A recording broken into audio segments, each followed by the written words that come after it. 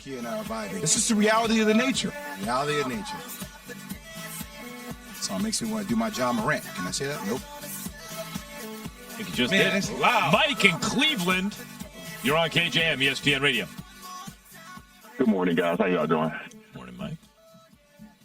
Well, Good morning, guys. How y'all doing? Good. we Can you are hear me? doing. Yeah, we got you. Yeah, we got you, man.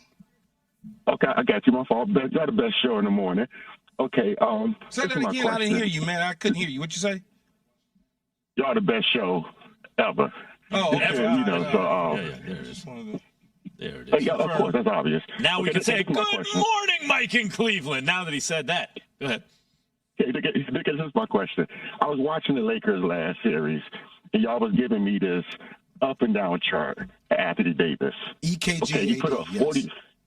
He put up 40 points last game, and the way y'all talking is like y'all expecting at least the same from Anthony Davis tonight. So I think he due for a bad game. I think the Lakers in trouble tonight, and I'm a LeBron fan, but I think they're in trouble tonight. Does But love the show, guys. does EKG AD still exist? He was up and down, up and down, up and down all series, but then all playoffs really. But then recently that hasn't been the case as much. But you're saying he's due to go back down. Mike, Look at the spike, though. Yeah, but I don't understand why he was down in Game 6. What was he at? 20 boards, 17 points. How was it down? I think we're looking at scoring here. Yeah, but maybe they get points in the postseason. So Yeah. okay, I don't think that's fair to him. In other words, it Game doesn't 6. represent his total game just because the Yeah. points were off a basket or two or Yeah. three when he's doing other things defensively and on the boards. Absolutely. But see, like here is my problem watching the game, and people get so sensitive around this. Like, you can have a great offensive night and not have a good defensive night. That's right. So like AD had 40 and 10. Everybody's like, well, yeah, and they would not have been in a game without AD. But there were a lot of defensive possessions where if you go back and if you watch the tape of the game, we're like, all right, AD, I need you to get in the frame. I need you to get down the floor. Jokic is beating you down the floor. Okay, AD, I need you to dominate the glass. Are we asking a lot of Anthony Davis? You're damn right we are, because what we're establishing is that LeBron James is being saved for the biggest moments. Now, Max, I know you make a compelling case that he is still one of the best players in the game of basketball, not the best, which I agree with, but you need AD as the engine. So a lot of these little things as it relates to this matchup against Jokic, you need him to dominate But see, the glass. the problem with your explanation, though, Jay, is you know too much basketball. Yes. And you got to remember the people that are making these complaints, you so much further along, sophisticated, and it's just a different level. So when they look at the box scores, they think, oh, great game. They're not looking at him lagging and Jokic beating him up and down the floor. They're not looking at that. They just looking at the box score in the dunks or a three that he makes or a turnaround. They're not looking at the fact that the dude just spin off his body and two-hand dunk getting off the ground this high. They're not looking at that. Yeah. So there's a professional gambler who's worked in front offices now, who's well known because a piece was done on the fact that he became a millionaire by betting the Lakers, Kobe Shaq Lakers years ago, named Bob Voulgaris, who reacted to a list I did of the best players remaining in the playoffs and then gave his list. And he's deep into analytics, right? That's about how he was able to make a living gambling. And his list is for the playoffs is Jokic 1, AD 2. He tweeted this out. That's how I know, and added me. Big gap, and then Tatum, LeBron, Jimmy. So according to someone who is deep into the analytics, whose kind of livelihood necessitated that he actually know these things, has Jokic and AD as the two best players left in the playoffs, and then a gap between them and everybody else. Like that matchup, like the way AD plays against Jokic is, and it's not always going to be. In fact, it'll probably be less against Jokic. But as you say, Jay, are you in the frame yet? Because Jokic is in the frame. Well, that's what I said before the game, though, Key. When we were giving our preview, they're like, well, all right, how do you see this matchup? And I was like, all right, realistically, the way my brain sees it is I don't mind AD getting a small dose of Jokic. But I don't want AD guarding Jokic throughout the course of the game.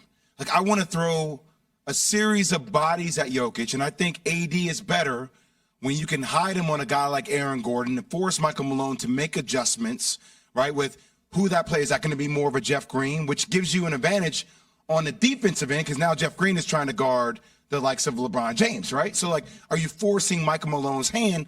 And by the way, you have Anthony Davis that can play a free safety, which just Jokic trying to back down Rui or trying to back down LeBron, seeing AD with that wingspan kind of hovering in the middle of the paint, his ability to block shots, that makes Jokic think. And the more you can make Jokic think and not react, that causes their offense to stifle. You saw it. It was startling when they put Rui It's a on massive difference. Jokic, and now just the knowledge that AD is lurking completely changed the offense. And AD Completely doesn't have to changed he doesn't worry about banging his body down. You can save a lot of his energy for blocking shots, running the floor, getting points in transition.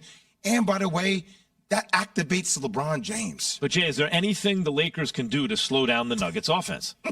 Josh in the Bronx, you're on KJM, ESPN Radio. What's up with the best morning show again? What's good with you guys, man? I'm calling back because I want Key to know that I'm not mad at the Lakers, and LeBron is my favorite player, even though I'm a Miami Heat fan.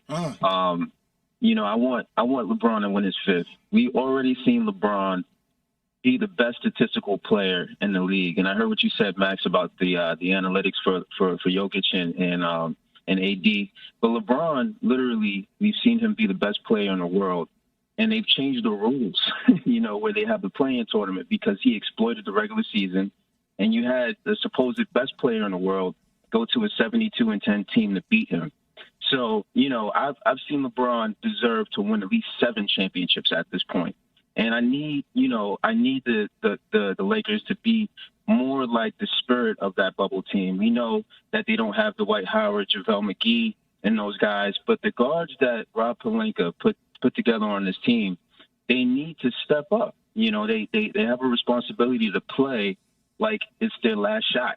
And that, you know, that goes for guys like D'Lo, that goes for guys like Mike Beasley, that goes for guys like Austin Reeves, who always shows up. Even when he can't hit a shot, he's showing up defensively. You know, Dennis Schroeder, you know, those guys, you know, he plays great defense, and we're going to see more of him. But I'm so proud of guys like Rui Hachimura because he's making the best of his moment. That's what I need to see from the other guys. So, Josh, help me out here, man, because I'm a little confused. You're from the Bronx. You root for the Miami Heat, but you want LeBron James to win a championship while the Miami Heat is in the Eastern Conference Final. My brain I don't understand that. Are you like Jay? Do you have family all over the country? I don't understand. No, I grew up in the Bronx. I'm born and raised. I grew up on Leland Avenue. So listen to this. Like when the Knicks were, when I was a kid, I'm from '84, right? That's my era from the '80s. When the Knicks were good in the '90s against Jordan, I didn't see anybody who played with a New York game. There were no guards on the Knicks at that time who had an attractive game. I hated the colors of the team, first of all. And then you had this listen, Josh, this is I get it. We get it. We can get into your life's history another time. You we do get your it. thing. You keep being you, Josh. Hello, man. You keep being you, Josh. I like Josh. I'm saying, I just, you know, we're getting into the colors of the Knicks uniform and the New York game of the point guards. Taking a trip down memory lane. It's coming from the guy who abandoned his team, the New York Knicks. The guy who abandoned his team, the New York Knicks, and now he's on your team, Key. No, he ain't on my team. I am the mayor of I don't give a damn what. I will allow Key. I will allow you to continue to root for the Lakers. Max can walk down the street in L.A. into the Staples Center, and people would think Max is just another guy. He ain't no that Laker is where fan. you are mistaken. Yeah, man, please stop. That is where you are sadly mistaken. Man, now, stop it. A Knicks here's fan the turn question. Laker. You're worse than Josh. never mind that. Let's. I have a good idea. Let's change the subject. How confident are Lakers fans going into Game 2? 888-SAY-ESPN. Greeny. He is a player who is prone to injury as the season goes on. He's going to wind up being one of the greatest players ever never to win a championship. Weekday mornings at 10 Eastern on ESPN Radio. More Keyshawn, J. Will, and Max